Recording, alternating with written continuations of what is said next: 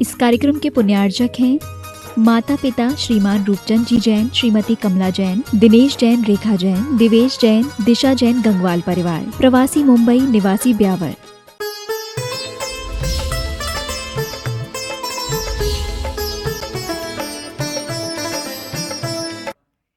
ठीक है ने?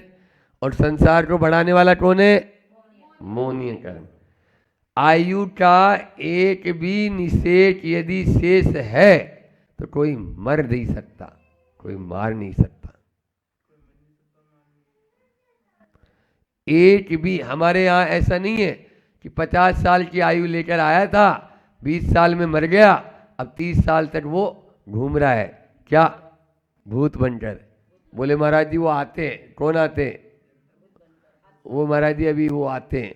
अरे कौन आते हैं तो बता। वो हमारे दादाजी आते हैं।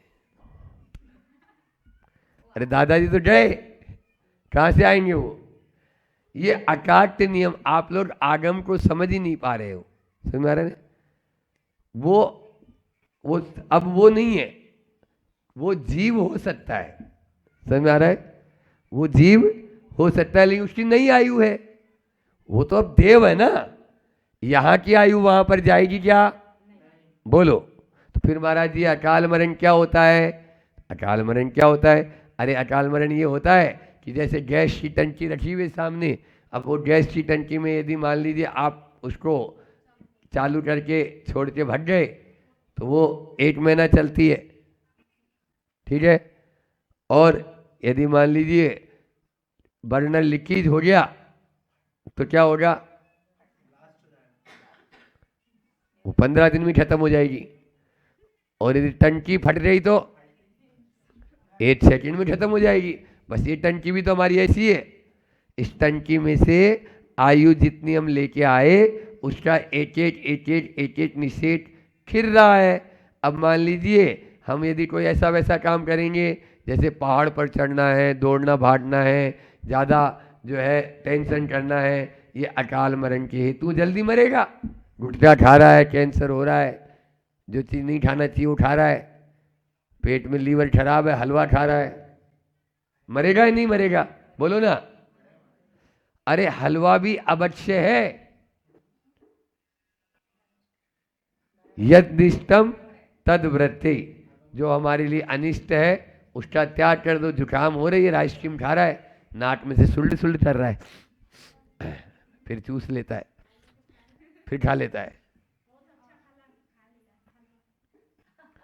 तो इसलिए जो चीज आपके लिए हानिकारक है उसका त्याग कर दो। क्या बोला हमने? जो चीज हमारे लिए उपयोगी नहीं, हानिकारक है, हमें उसको खाने से, अब जैसे हमारी डायबिटीज है और बिना लड्डू के तो काम ही नहीं चलता हमारा। जलेबी आ जाए तो फिर कहना ही क्या। वो सामने देखते इमरती और रसगुल्ला और रसमलाई आ जाए तो फिर तो मुंह में मलाई आ जाए, गड़बड़ हो जाए। तो ये सब क्या हो रहा है?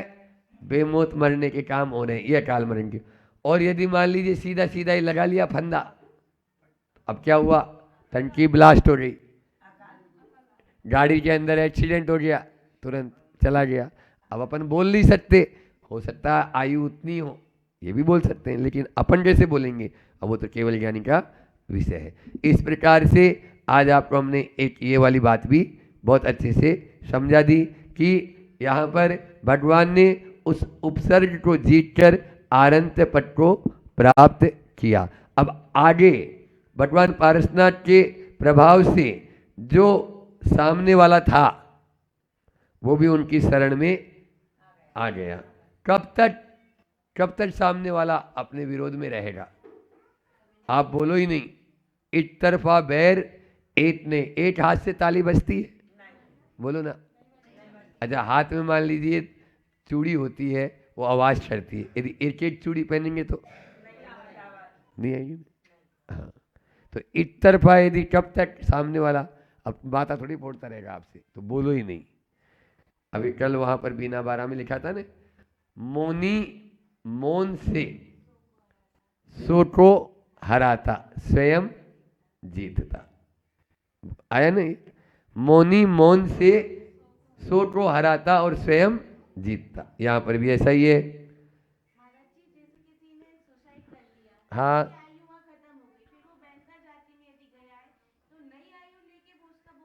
हाँ, वेरी गुड। वो यहाँ से पहले टिकट लेगा, आगे की आयु बंद करेगा। दो तरह की आयु होती है। बहुत अच्छा प्रश्न किया पूनम ने कि एक होती है भुज्यमान आयु और एक होती है बद्यमान आयु। क्या बोला? भुज्यमान और बद्यमान। ठीक है, याद रखना, ये कर्मकांड के नाम है। अभी हम जो आयु भोग रहे हैं वो है भुज्यमान। क्या है? भुज्यमान। बोलो सब एक साथ, भुज्यमान। यानी भोग रहे हैं उस आयु को। मनुष्य आयु अभी भुज्यमान है, अब हमको मरकर देव बनना है, तो ये क्या हो गई? बद्यमान आयु। ठीक है ना? तो ये दो तरीके से इसके 8 अपकर्ष काल आते हैं, वो लंबा समय हो जाएगा।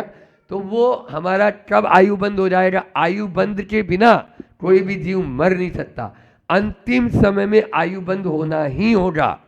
अगली आयु कितनी आयु के साथ में वहां जाना है, ये सब यहाँ तय हो जाता है पहले हमारे परिणामों के आधार पर।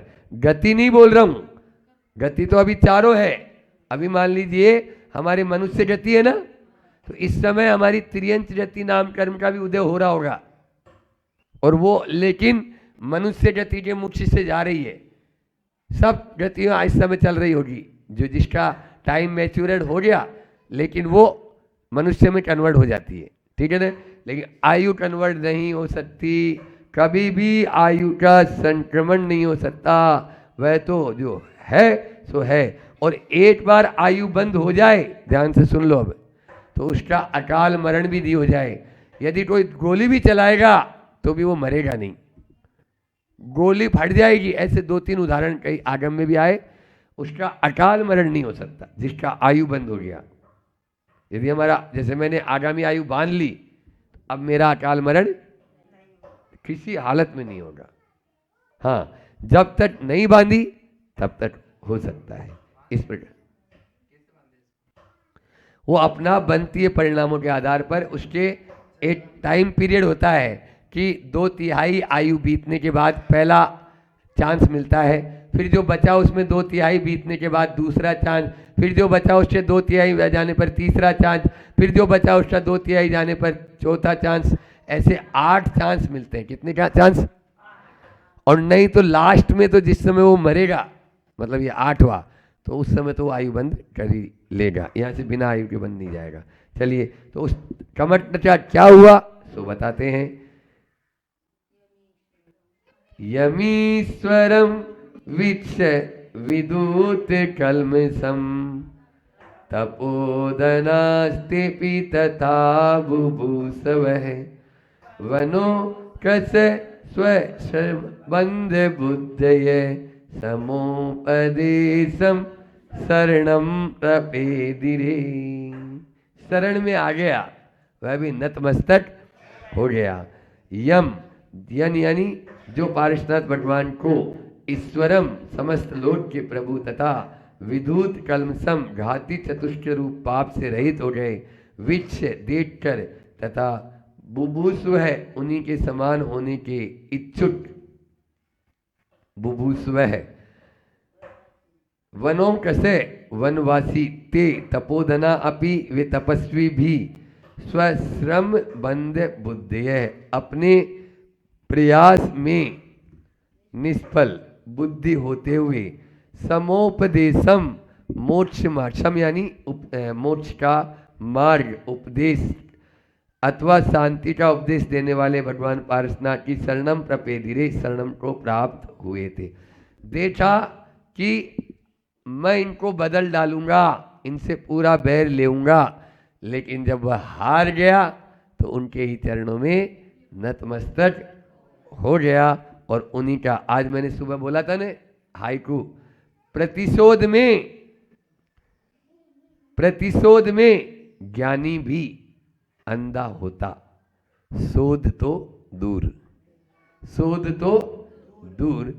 प्रतिशोध में आप जितना भी ज्ञान भी होगा, कितना भी ज्ञानी से ज्ञानी क्यों न हो, यदि हमारे अंदर में प्रतिशोध की आग भभक रही है, धधक रही है, तो हम भी जलेंगे और सामने वाला भी जलेगा। और यदि वह आग शांत कर दी तो सामने वाला भी शांत हो जाएगा और आपको तो शांति मिल ही जाएगी।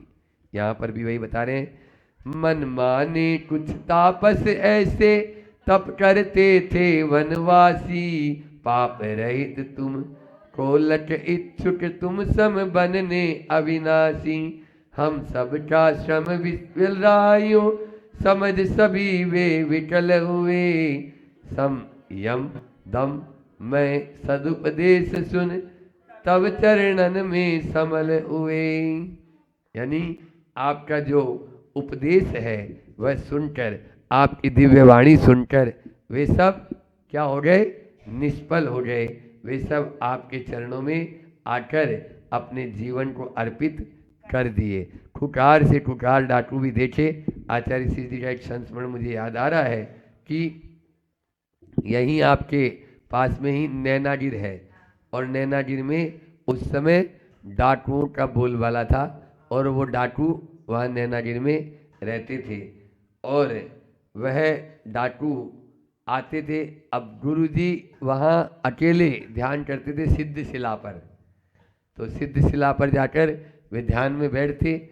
जब उनको लगा कि ऐसी वीतराग मुद्रा हमने कहीं पर आज तक नहीं देखी, और यह कौन बाबा है जिसके जो इतनी कठोर साधना इस घनघोर जंगल में भी करता है। और एक बार कहते हैं कि वह डाकू आए और गुरुजी के सामने अपने हथियार डालकर गुरुजी से कहते हैं, हमने बहुत हिंसा कर ली, बहुत पाप कमा लिया, अब बाबा आपके चरणों में आज के बाद हम कभी भी अब अहिंसा का संकल्प लेते हैं, कभी कोई हिंसा नहीं करेंगे। ऐसे ऐसे भी खुकार डाकू, कोनी जी का जंगल, उसमें भी डाकू हम देख के आए, गुफाएं डाकुओं की, ऊपर पेड़ से चढ़कर ऊपर पहाड़ के अंदर गुफाएं, तो बहुत सारे इस प्रकार के रहते हैं। लेकिन वीतरागता के सामने कुछ भी नहीं, सब नतमस्तक हो जाते हैं। यहाँ पर भी वही कह रहे हैं कि सम यम दम, आप यानी सम यम दम में सदुपदेश सुनकर, आपका उपदेश क्या है, कसायों को समन करने वाला है। आपका उपदेश यम हमारे जीवन के लिए मार्ग बताने वाला है, व्रतों को बताने वाला है, और दम इंद्रियों का दमन करने वाला है। इस प्रकार से यह आपका सदुपदेश हमारे लिए कार्यकारी हुआ। अंतिम कार्य का एक और ले लेते हैं, आज पूरा यह पारसनाथ भगवान का हो जाएगा। कल मंगलवार है और हमारी भावना है कि कल मंगलवार को इसका भी मंगल कर देंगे, तो यह पूरा हो जाएगा तो अच्छा रहेगा, ऐसी भावना है। तो आज इसलिए हमने पारसनाथ भगवान का यह पूरा ले लिया। अब जो भगवान को केवल ज्ञान की प्राप्ति होती है, उस केवल ज्ञान के माध्यम से यहाँ पर क्या होता है वो बता रहे हैं। सत्य विद्या तपसाम प्रणाय कै समग्र दीरु कुलाम्बरांशुमान, मया सदा पार्श्व जिन प्रणम्यते विलीन मिथ्या पत दृष्टि विभ्रम। सत्य विद्या तपसाम प्रणायक है, सत्य विद्या और तपस्या के प्रणेता जो थे, समग्रधि जो पूर्ण केवल ज्ञान के धारक, धी यानी बुद्धि, समग्र यानी पूर्ण, पूर्ण बुद्धि के धारक, केवल ज्ञान के धारक थे। उग्र कुलाम रांसुमान, उग्र कुल के, उग्र वंश रूपी जो कुल है उसके अंशुमान, अंशु यानी चंद्रमा, चंद्रमा थे। पारसनाथ भगवान कौन से कुल के थे?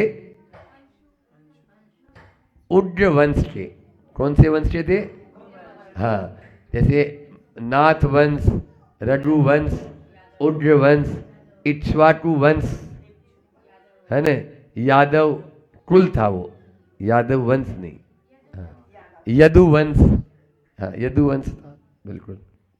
तो इस प्रकार से उग्रवंशी पारसनाथ भगवान जो उग्रवंश की चंद्रमा थे, विलीन मिथ्या पथ दृष्टि विभ्रम है, जिन्होंने मिथ्या मार्ग संबंधी कुदृष्टियों से उत्पन्न विभ्रमों को नष्ट कर दिया था। स पार्श्वनाथ भगवान मया मुझ समंत पद्र के द्वारा सदा हमेशा प्रणम्यते प्रणत किए जाते हैं, मैं उन्हें प्रणाम करता हूँ। ऐसे पार्श्वनाथ भगवान की स्तुति यहाँ की गई और उनके विशेषण भी बताए गए। पहले इसका पद्यानुवाद ले ले, फिर एक हाइकू भी आपको दे देंगे। समीचीन विद्या तप के प्रभु रहे प्रणीता वरदानी, उग्रवंश में विशाल नभ के दिव्य सूर्य पूर्ण ज्ञानी, कुपत निराकृत कर भ्रमितों को पति के सुपत के बना दिए, पार्श्वनाथ मम वास पास वस करो देर अब बिना किए। पार्श्वनाथ हे भगवान, आप लोग अभी बोले न कि उदास पार्श्वनाथ खास दास की आस बस पार्श, हाँ श्वास श्वास पर वास, ऐसा ही यहाँ पर बोला। आज मंडलाचरण में वही किया था कि पार्श्वनाथ मम पास वास बस, आप अपने मम मुझे अपने पास रख लो, और कब तक, जब तक कि मुझे मुक्ति की प्राप्ति न हो। तो यहाँ इस अंतिम श्लोक में एक बार फिर से आपको बताते हैं कि जो अनेक विद्या और अनेक तपस्या के प्रणेता थे, समझ में आ रहा है, प्रणायक है प्रणेता थे, जो केवल ज्ञान के धारक थे, उग्रवंश के चंद्रमा थे, और जिन्होंने मिथ्या मार्ग संबंधी सभी कुदृष्टियों को नष्ट कर दिया था। चार विशेषण दिए यहाँ पर। कितनी बात की, कौन कौन सी? सबसे पहला क्या दिया, जो समीचीन विद्या और तपस्या के क्या थे, प्रणेता। समझ में आया? जिन्होंने जो मार्ग बताया उन पार्श्वनाथ प्रभु ने, वो मार्ग समीचीन मार्ग था। क्या मार्ग था? समीचीन मार्ग था। उस समीचीन मार्ग को उन्होंने हमें दिया, क्योंकि दुनिया के सारे मार्ग असमीचीन है। क्या बोला? वीतराग प्रभु के मार्ग को छोड़कर सारे मार्ग आपको भटकाने वाले, अटकाने वाले, रुलाने वाले हैं। यदि आप और अन्य किसी मार्ग का सहारा लेंगे तो उस गाड़ी के अंदर बैठने में मजा तो आएगा, लेकिन वो गाड़ी आपको कहाँ ले जाएगी? वो ऐसी जगह ले जाएगी जहां से आपको कुछ दिखेगा ही नहीं। समझ में आ रहा है? वो छोड़ देगी। ऐसी गाड़ी में बैठना चाहते हो? बस निर्गंत जो सच्चे देव शास्त्र गुरु रूपी गाड़ी है, वही हमें इस भवसागर से पार लगा सकती है, अन्य कोई गाड़ी नहीं। और वो मार्ग किसने बताया? पार्श्वनाथ भगवान ने। इसलिए आपने ही सही, तपस्या तो बहुत लोग करते हैं, आप भी तपस्या करते हो, लेकिन वह तपस्या समीचीन होनी चाहिए। आता है ना कि धम्मम भोग निमित्तम, धर्म जो है वो भोगों के निमित्त किया गया है, तो संसार को बढ़ाने वाला है। यदि आपने ऐसा धर्म किया जो भोग के लिए, मुझे ऐसा मिल जाए, वो मिल जाए, उल्टे लटक कर सालों साल। अभी एक आए थे हमारे पास में एलोरा में, वो 6 साल तक मौन, आज 6 साल से बोले ही नहीं। बोलो, 6 साल तक, 6 साल अभी भी नहीं बोले, वो 6 साल से मौन ही है वो। ऐसे ऐसे हैं, लेकिन वह अखंड साधना तो है। हम उस साधना को ऐसा नहीं बोल रहे हैं कि ऐसी साधना क्या काम की, लेकिन उद्देश्य क्या है? उद्देश्य तो वह वीतरागता नहीं है उनका। उनके उद्देश्य तो आराम से खूब हेलीकॉप्टर में घूमते। बोलो, बाहर जाना है तो वहां पे भी चले जाते हैं, वह उद्देश्य हमारा गलत हो गया। हमारे यहाँ तो वीतरागता का मार्ग बताया, जिस तपस्या में तिलतुस मात्र भी परिजय को स्वीकार नहीं किया, वह पूर्ण वीतरागी होगा, तभी वह अपना कल्याण कर पाएगा और तभी दूसरों का भी कल्याण कर पाएगा। यहाँ पर भी पारसनाथ भगवान ने तो पहला विशेषण आया कि सच्ची विद्या और सच्ची तपस्या का मार्ग बताने वाले हैं। दूसरा, वे केवल ज्ञानी हैं। तीसरा, उग्र वंश के वे चंद्रमा हैं। और चौथा, जो अनेक कुमार्ग जो चल रहे हैं, उन सब मिथ्या मार्गों को, उनमें कुदृष्टियों को उत्पन्न जो विभ्रम है उसको नष्ट करने वाले हैं। समझ में आया? हमारा क्या होता है, जो सुविधा का मार्ग होता है ना, वो हमको जल्दी से पसंद आ जाता है। अभी हम भी आपको चिकनी चुपड़ी बातें कहना शुरू कर देना तो आप भी सोचेंगे हाँ महाराज बहुत घना ही चोखा, संसार, शरीर और भोगों से उदासीनता। आपको इस शरीर से भी उदासीन होना पड़ेगा, ये सगे संबंधी जितने हैं संसार, इससे भी उदासीन होना पड़ेगा और भोगों से भी उदासीन होना पड़ेगा। आपको अच्छे अच्छे भोग मिल रहे हैं तो ले लो। आप फिर वैराग्य कहाँ रहा? बोलो, मुझे अच्छा मिल जाए, अच्छा ठीक है, अपनी साधना हमारी नहीं टूटे, लेकिन जो भी आता है केवल मात्र इस शरीर को ही देखता है, आत्मा को भी देखो। आचार्यों ने कहा बेटा 2 बगीचे हैं, एक बगीचे में पानी डालेगा तो दूसरा बगीचा सूखेगा। पहला बगीचा आत्मा है और दूसरा बगीचा डिक्चर शरीर है। शरीर रूपी बगीचे में पानी डालेंगे तो आत्मा रूपी बगीचा सूखता है और आत्मा रूपी बगीचे में पानी डालते हैं तो शरीर रूपी बगीचा सूखता है। अब हम क्या करें बताओ? इसलिए ऐसा नहीं हो कि खाली पात्र को तपा रहे। आचार्य श्री जी ने बहुत अच्छा हाइकू इन 5 आज जो अपन ने श्लोक पढ़े इनके लिए, आचार्य पारसनाथ भगवान की स्तुति के लिए यह एक बहुत अच्छा हाइकू दिया कि आप लोग भी पारसनाथ भगवान या हम भी पारसनाथ भगवान बन सकते हैं। मैं गलत करेगा, मेरा तो कर्म कट ही रहा है, नहीं मुझसे तुम्हें क्या मिला? बस अपने को समता परिणाम रखेंगे तब हम आगे कर्म बंद नहीं कर पाएंगे।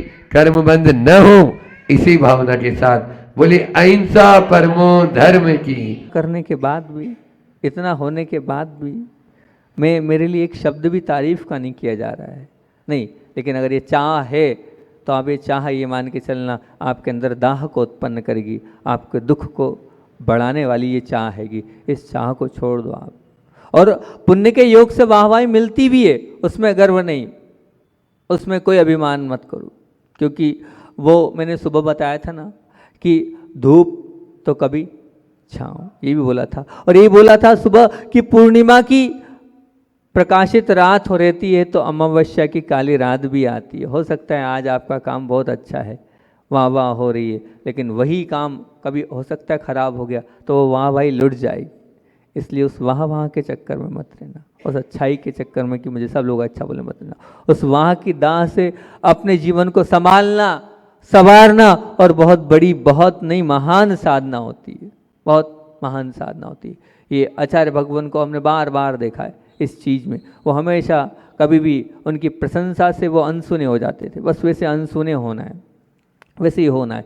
देखा वो जब भी मतलब वहाँ बहुत अच्छा उद्घोषणा होती थी तब वो क्या कहते थे?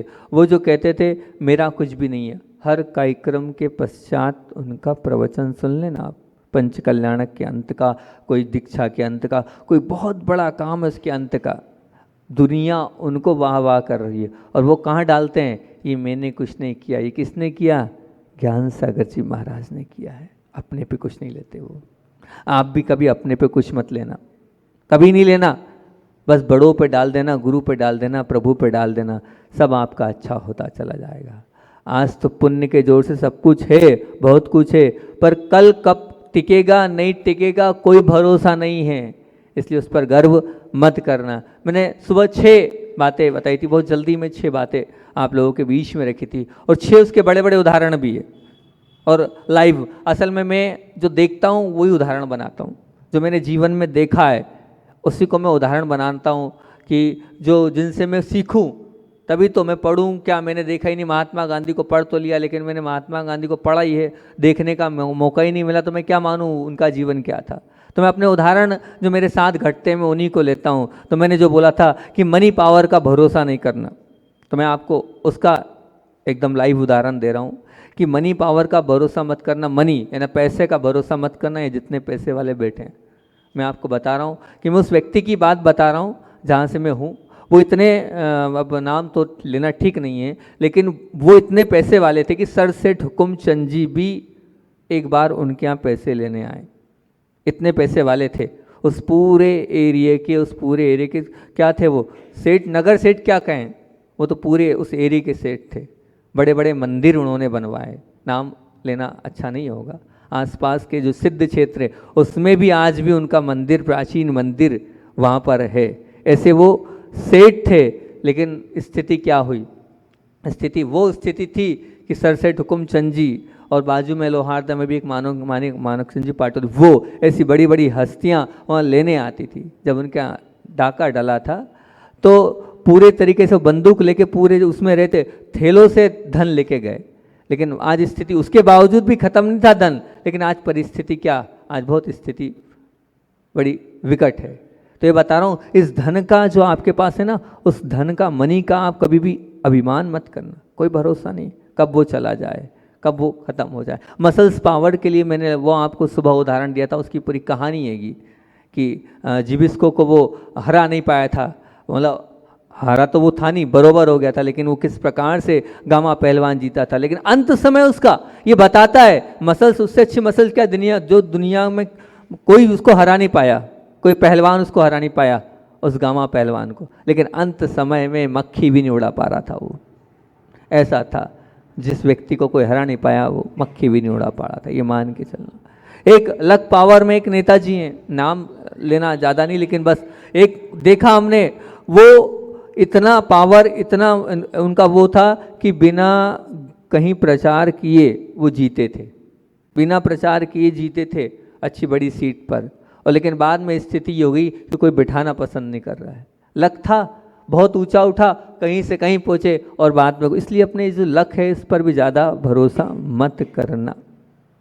ब्रेन पावर के लिए मैंने दादाजी का एक उदाहरण दिया था बहुत फास्ट सुबह, हमारे ही मतलब हम जहाँ के थे वहीं का उदाहरण दे रहा हूँ। और वास्तविकता में उन्होंने पूरे खानदान, पूरे परिवार को मैनेज किया और सबको संभाला, और उनके दिमाग की तारीफ हर व्यक्ति करता था कि वास्तविकता में उनका दिमाग है। रुचि समझ गई होगी कि उनका दिमाग है, उन्होंने सबको संभाला, बड़ा बड़ा सेटअप किया। और उनका जो अंत समय हुआ जब वो नेमावर में हमारे पास आए, तो मैं उनके उस ब्रेन पे देख रहा था कि देखो कहाँ इतना बड़ा सेटअप लेके चले, कहाँ से क्या पहुँचे, और आज ये इनका ब्रेन खत्म हो गया, ये हड़बड़ा रहे हैं, कुछ का कुछ बोल रहे हैं। अंत समय उनका कैसा निकला वो तो वो जाने, किस प्रकार से निकला वो तो वो जाने, और वो क्या हुआ, चला गया। इसलिए इस दिमाग पर भी अगर है आपके पास, इस पर गर्व मत करना। कब फेल हो जाएगा कोई भरोसा नहीं है, कब चला जाएगा कोई भी उसका वो नहीं है। जो लोग जानते हो तो समझ गए होंगे, गंभीर मल जी के लिए हम बोल रहे हैं, आपने तो देखा होगा उनको, हाँ कैसी स्थिति थी। वो क्या, वो व्यक्ति जिसने पूरे परिवार को संभाला, कितना बड़ा सेटअप खड़ा किया, करोड़ों की लाखों की जायदाद, लेकिन अंत समय कैसा निकला उनका। ऐसा मैं बोल रहा हूँ, ये लाइव उदाहरण दे रहा हूँ कि क्या दिमाग था। बिल्कुल एक आवाज़ में बच्चे ऊपर से लेकर नीचे हो जाते थे, किसी की हिम्मत नहीं है कि उनके सामने कोई बोल दे, और आखिरी समय कैसा निकला उनका। तो ये ब्रेन पावर का भी इसलिए भरोसा मत करना कि ब्रेन पावर में क्या है। रिलेशन पावर के लिए मैं बोल रहा हूँ कि ऐसा रिलेशन मैंने गुरु और शिष्य का देखा है कि लोग जलते थे कि क्या खिलाया है गुरु को, कि गुरु बिल्कुल इनके हैं, लेकिन बाद में देखा कि गुरु ने देखा तक नहीं। इसलिए रिलेशन पे भरोसा मत करना कि आपका कहीं कोई रिलेशन है, कोई बड़े अधिकारी से भी है, किसी से कोई भरोसा नहीं है, उस पर गर्व मत करना, बिल्कुल मत करना। और स्पीच पावर के लिए मैंने उदाहरण दिया था आप लोगों के सामने, 2 उदाहरण दिए थे, लाइव उदाहरण, क्योंकि देखा है खंडवा में तरुण सागर जी आए थे, मैंने देखा लोग कैसे पागल होते थे उनके प्रवचन सुनने के लिए, बाद में आवाज़ भी नहीं निकली। पूज्य क्षमा सागर के साथ बहुत रहा हूँ मैं, मैं ये बोलता था, वो अगर ज़िंदगी भर बोले तो मैं ज़िंदगी भर सुनता रहूं, खाना पीना भूल जाऊं, इतनी उनकी वाणी का मैं दीवाना, मैं नहीं और बहुत सारे लोग थे। तो वो क्या हुआ, अंत समय में बोल नहीं पाए। ये आपको बता रहा हूँ, इसलिए अपनी वाणी पर भी कभी क्या गर्व मत करना, इन 6 चीज़ों के पीछे पागल मत बनना, इनको स्थायी बनाने का विचार मत करना। है आपके पास ज्ञान, तो मैंने उसका भी बोला, ये 6 चीज़ों में से कोई भी एक चीज़ आपके पास है तो शेयर करो। पैसा है, शेयर करो। आपका पुण्य है, शेयर करो। ब्रेन है, शेयर करो। ताकत है, शेयर करो। जितनी शेयर करोगे उतनी बढ़ती चली जाएगी, आप ये मान के चलना। ये स्पीच पावर है, शेयर करो आप, बिल्कुल केयरिंग करो आप, उसकी केयरिंग पावर से बढ़ेगा। या उसकी पवित्रता का ध्यान रखो, जितनी उसकी पवित्रता रहेगी उतना अच्छा है। और बेरिंग मतलब क्या, आप बेरिंग से मतलब क्या, वो सहन करो। सहन मतलब क्या, जब कोई सामने वाला बोल रहा है बहुत अच्छा बहुत अच्छा बहुत अच्छा, तो उसमें बहुत अच्छे में मत आओ आप उसको सहन करते चलो, तो निश्चित तौर से वो बढ़ता चला जाएगा। इस संसार में ध्यान रखना, 6 चीज़ों को आप ध्यान रखना जो हमने आप लोगों को बताई। इस संसार में कोई भी ऐसी आत्मा नहीं है उसके पास कुछ अच्छा नहीं हो, कोई ना कोई क्वालिटी, कोई ना कोई अच्छाई, कोई ना कुछ तो होगा। अगर बस उसको बनाए रखना है, उसको स्थायी रखना है, उसको टिकाए रखना है, और तो उसको आप क्या मानना, शो बताया था, उसको आप शक्ति मानना, ये मेरी शक्ति है। बस उसको शक्ति के रूप में मानोगे तो निश्चित तौर से आपका कल्याण हो जाएगा, आपका भला हो जाएगा, आपका अच्छा हो जाएगा। और न से अंतिम कि नाम की नाली नहीं संसार की गलियों में भटका के दुखों में दिलाया है, दुखों को में रुलाया है, दुखों में उलझाया है। नाम के पीछे हर आत्मा, संसार की हर आत्मा भटक रही है। भटक रही कि नहीं, बोलो बताओ। भटक रही है, नाम के पीछे ही भटक रही है, और नाम की नाली में वो फंस गई है और अपने स्वरूप को खो रही है। क्या है, सिर्फ नाम। हर जगह वो अपना नाम चाहता है और कुछ नहीं चाहता है, मेरा नाम हो जाए। पर वो ये नहीं मालूम, आज हर आत्मा उस नाम की चाह में, मेरा नाम सब जगह, इस दाह में पीड़ित है। पर वो दाह जो है, नाम की जो दाह है, वो नाम की वो चाह है, वो जो नाम की वो अंदर से भावना अगर है, तो वो नाम ध्यान रखना कब तक का। सुबह भी उदाहरण दिया था चक्रवर्ती का। बताओ, 6 खंड का राज जीतने के बाद भी मिटा कर अपनी प्रशस्ति लिखता है। जब उसका नाम भी मिटा कर लिखना पड़ता है, वो भी स्थायी नहीं है, अगला आएगा और उसको मिटा देगा। फिर नाम के पीछे क्यों दौड़ रहे हो आप, मेरा नाम नहीं, क्यों? ये नाम जिसके लिए रात दिन दौड़ रहे हो, भटक रहे हो, कब तक दौड़ोगे इस नाम के पीछे? नाम आपका नहीं लिया जाता है तो आपको हैरान और परेशान हो जाते हो कि मेरा नाम नहीं लिया। बिल्कुल नहीं। मैंने उसको एक बात और बोली थी, मुझे बड़ा विकल्प होता है कि आप मोटिवेशनल के रूप में या अपने परिवार के रूप में लिखवाते हो नीचे नाम, तो आजकल भगवान का नाम तो कम, वेदियों के नीचे फलाने फलाने चंद जी ने ये वेदी बनवाई। क्या है ये? नाम की पड़ी है आपको, अरे वहाँ भगवान का नाम आना चाहिए। तो नहीं, आपने बड़े बड़े अक्षरों में अपना नाम। अब ये भावना आपकी है कि भैया ठीक है हमारे बच्चों के लिए, या क्या आपके अंदर क्या भाव छिपा है? मेरा भाव तो होता है कि नाम होना ही नहीं चाहिए। नाम की क्या आवश्यकता, नाम तो करने से मतलब ही नहीं। हमने तो दान दिया है तो नाम क्यों? इसलिए नाम के पीछे नहीं, आप सब नाम के पीछे पड़े। हम भी, ऐसा नहीं, आप में ये मत लेना मैं नहीं, हम सब नाम के पीछे पड़े हैं। बिल्कुल, कोई चाहता है दुकान मेरे नाम पर हो जाए, कोई चाहता है मकान मेरे नाम पर हो जाए, कोई चाहता है खेत मेरे नाम पर हो जाए, कोई चाहता है कि ये जो सब कुछ है ये सब मेरा हो जाए। इस नाम की सोच है, मैं ही करता हूँ इसलिए मेरा ही नाम हो, मैं ही करता हूँ इसलिए मुझे ही बुलाया जाए। ये है कि नहीं हमारे अंदर? नहीं। अरे उसने बुलाया हो चाहे नहीं बुलाया हो, हमारे नाम को बोला हो चाहे नहीं बोला हो, उससे हमें कोई लेना देना नहीं होना चाहिए। लेकिन नहीं, बस आपका अगर मंच से, माइक से नाम नहीं लिया तो आप क्या हो जाते हैं? एक जगह विवाद हो गया, कार्यक्रम कराया, पंचकलनक कराया। अब महाराज जी तो बहुत ध्यान रखते हैं, हमारे पूरा ध्यान रखते हैं कि कौन क्या कैसा क्या व्यवस्थित रूप से सब पूरा टेकल करते हैं। हम तो कुछ ध्यान रखते ही नहीं, महाराज जी पूरा ध्यान। अब एक व्यक्ति का नाम छूट गया, ऐसा कुछ भी नहीं था, छूट गया तो छूट गया। अब छूट गया तो उसने बड़ा बमंडर मचा दिया, ऐसा वैसा यूं तू। अब मैंने कहा देखो ये नाम, इसने इतनी मेहनत करी, इतनी सेवा करी, इतनी वैयावर्ती करी, सब कुछ किया, लेकिन इसका नाम छूट गया तो इसको कितना विकल्प हो रहा है, नाम की कितनी पड़ेगी। अरे होता क्या 4 लोग, दुनिया तो जान रही थी किसने किया आएगा, किसने करा है, ये दुनिया जान रही है। और उसका भी हाल अभी 4-5 दिन पहले कन्नड़ में हमने उदाहरण दिया, 5 दिन पहले, समय हो रहा है। अच्छा, श्री का संस्मरण भी सुनाना है। योगेश भाई करके एक थे, वो पानी भरते थे चौके चौके में, और जब उनकी प्रशंसा की बात आई तो उन्होंने क्या कहा, मैं कुछ नहीं करता हूँ, वो नयन भाई करते हैं, मैं तो खड़ा रहता हूँ, मतलब मेरा नाम मत लो। ऐसे लोग भी होते हैं जो ये कहते हैं मेरा नाम मत लो, मैंने कुछ नहीं किया है, सब कुछ कर रहा है, पानी पूरा कुएं से खींचना और घर घर जाके देना। वो बैठे कन्नड़ वाले, उनके घर भी जाके दिया होगा 2 किलोमीटर दूर जाकर, तो फिर लेकिन मेरा नाम नहीं आना चाहिए। कभी ऐसे भाव हुए कि मेरा नाम मत लो, मैंने किया है पर मेरा नाम मत लो, ऐसे भाव करो आप, वो योगेश भाई जैसे कन्नड़ वाले, कि मैंने कुछ नहीं किया, मैं करने वाला नहीं हूँ, मैं तो खड़ा था बस। ऐसा आपका जीवन हो जाएगा तो बहुत अच्छी बात होगी। इन तीनों को जानना कि ये तीनों को बहुत मेहनत लगती है किसी उस पर प्रवचन तैयार करने में, बहुत चिंतन करके और बहुत अंदर से मंथन करके ये तीनों जानना, शब्द को निकाला। ध्यान रखना जानना वालों कि जाति की जाली ने ही संसार की बेड़ियों में बंधवा के दुखों को दिलाया है, और अल्लाह ने लक की ताली ने ही संसार की वाहवाही में उलझा के दुखों को दिलाया है, और नाम की जाली नहीं नाम की नाली नहीं संसार की गलियों में भटका के दुखों को दिलाया है। ये जानना में बहुत देर लग गई, हमें बन ही नहीं पा रहा था, बहुत चिंतन का 8-10 बार मिटाया, फिर मिटाया, वो कागज ही खराब हो गया हमारा, इतनी रबड़ तैयार हो। आचार्य भगवान का संस्मरण सुनाकर अपनी बात को विराम दूंगा मैं।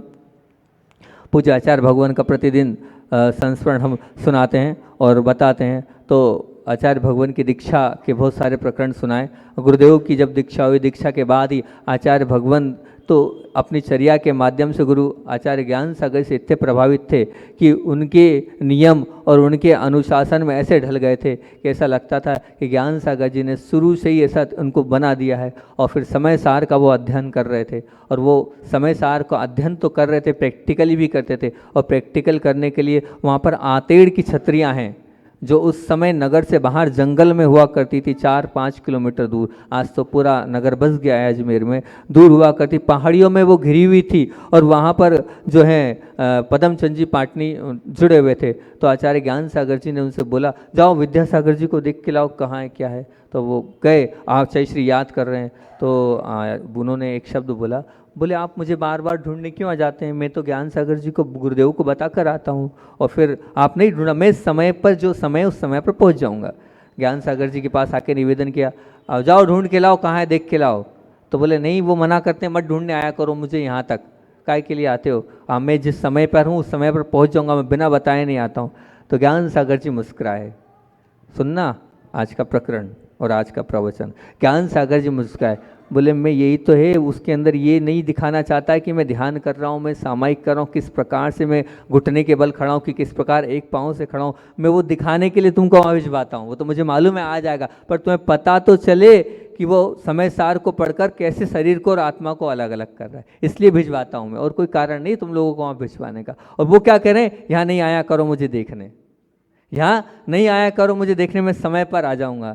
ये है कि हाँ मैं कर रहा हूँ, लेकिन मैं जो कर रहा हूँ वो किसी को दिखा के नहीं करना है, इसलिए मुझे मत देखो। तब कहीं जाके उत्कृष्ट साधक बनते हैं। वो समय सार तब घटता आएगा, तब आता है वो आत्मा के अंदर समय सार। हम भी हों, हमारी साधना भी ऐसी बने कि दिखावे की ना हो, वो अंतरंग की हो जाएगी, तो हमारा भी कल्याण हो जाएगा। सबका कल्याण उसी भावना से बोली। आचार्य भगवान विद्यासागर जी महामुनि राज की।